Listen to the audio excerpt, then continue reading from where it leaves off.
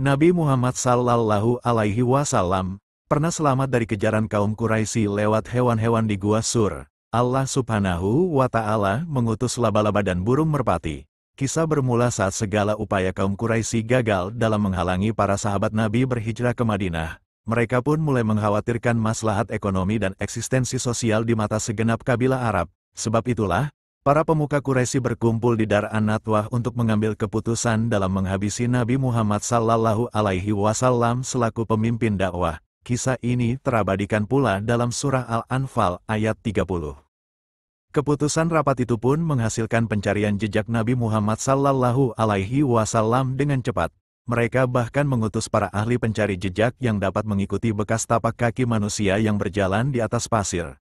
Untuk mempercepat pencarian, mereka pun melakukan sayembara, yakni siapapun yang berhasil membawa Nabi Muhammad Sallallahu Alaihi Wasallam maka akan dihadiahi 100 ekor unta. Sayangnya, rencana tersebut gagal lantaran Allah Subhanahu wa Ta'ala mengabarkan Nabi Muhammad Sallallahu Alaihi Wasallam tentang misi para pemuka Quraisy tersebut sebelumnya.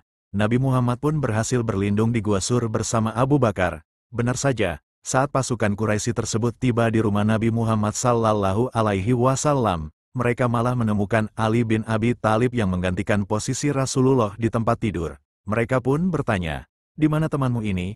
Ali kemudian berkata, "Aku tidak tahu." Pada akhirnya, pasukan Quraisy mengikuti jejak kaki di padang pasir lagi dan membawa mereka pada sebuah gunung. Mereka pun bingung dan menaikinya hingga melintasi gua tempat Nabi Muhammad Sallallahu Alaihi Wasallam bersembunyi. Secara bersamaan, mereka juga melihat bekas tapak kaki yang terputus di sana. Mereka pun semakin bingung untuk memilih jalan selanjutnya. Apakah harus ke kanan, kiri, atau justru masuk ke dalam gua? Seketika itu pula, Allah Subhanahu wa Ta'ala dan kuasanya memerintahkan ribuan laba-laba untuk bersarang di muka Gua Sur. Allah Subhanahu wa Ta'ala juga memerintahkan burung-burung merpati liar untuk bersarang dan bertelur di gua tersebut.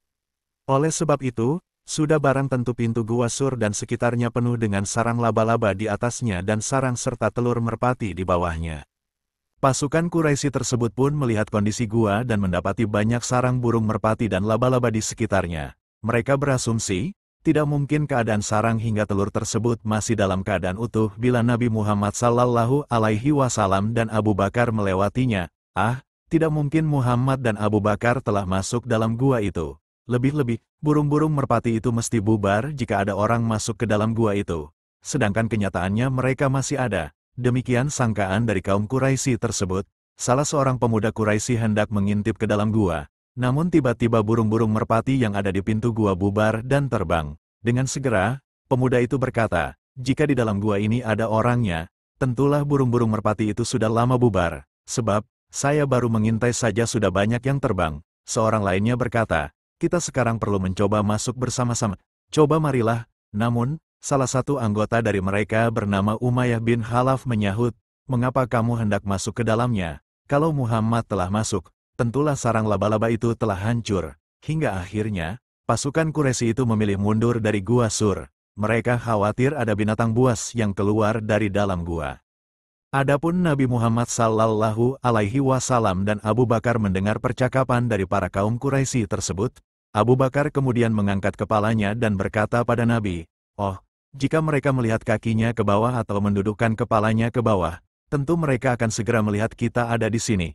Nabi Muhammad Sallallahu Alaihi Wasallam pun berkata, "Janganlah engkau menyangka bahwa aku ini sendirian bersamamu. Sesungguhnya Allah Subhanahu wa Ta'ala selalu beserta kita." Setelahnya rasa khawatir dan takut Abu Bakar pun bergantikan dengan keyakinan pada Allah Subhanahu wa Ta'ala. Ia meyakini bahwa Allah memberikan perlindungan pada mereka dengan caranya, termasuk lewat makhluknya seperti laba-laba dan burung merpati di Gua Sur.